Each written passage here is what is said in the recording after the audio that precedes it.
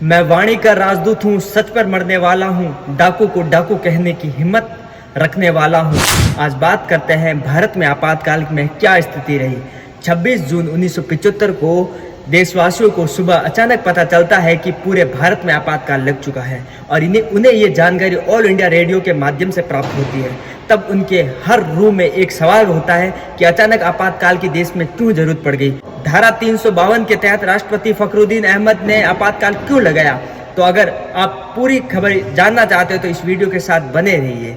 बात कर रहे हैं को इंदिरा गांधी ने अचानक राष्ट्रपति को कहकर आपातकाल की घोषणा करवा दी।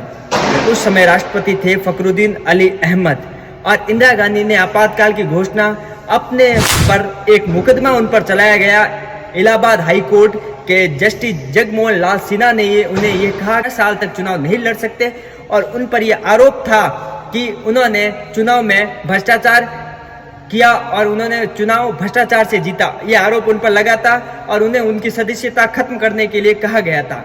और उस समय इंदिरा गांधी के मन में आया कि मैं इस्तीफा दे दूं, पर उनके बेटे संजीव गांधी ये नहीं चाहते थे कि उनकी मम्मी जो इंदिरा गांधी वो इस्तीफा दे दे। इस वजह से उन्होंने आपातकाल की घोषणा करवा दी।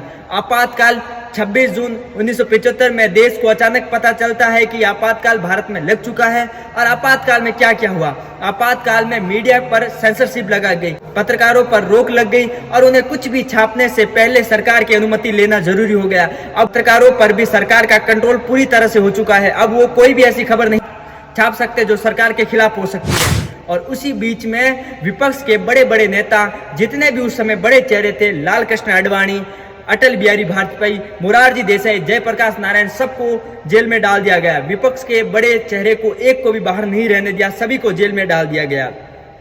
अब बात करते हैं इस आपातकाल में लोकतंत्र पर क्या असर पड़ा। इस आपातकाल में पूरी तरह से लोकतंत्र खत्म हो चुका था। इस आपातकाल से ऐसा लग रहा था कि उस समय भारत में लोकतंत्र था ही नहीं, क्योंकि ऐसे 352 धारा तभी लग सकती थी जब देश में अंदरूनी कोई मामला गड़बड़ हो, पर अंदरूनी कोई मामला गड़बड़ था ही नहीं। फिर भी इंदिरा गांधी ने अपने बेटे संजीव गांधी के कहने पर पूरे देश में आपातकाल लगे और करोड़ों लोगों को इससे जूझना पड़ा। 2 साल तक विपक्ष के नेताओं को जेल में रहना पड़ा। पूरी देश की ऐसी की तैसी हो गई। ये काम इंदिरा गांधी सरकार ने किया था। अगर आपको ये खबर अच्छी लगी है तो हमारे चैनल के साथ जुड़े रहे। धन्यवाद।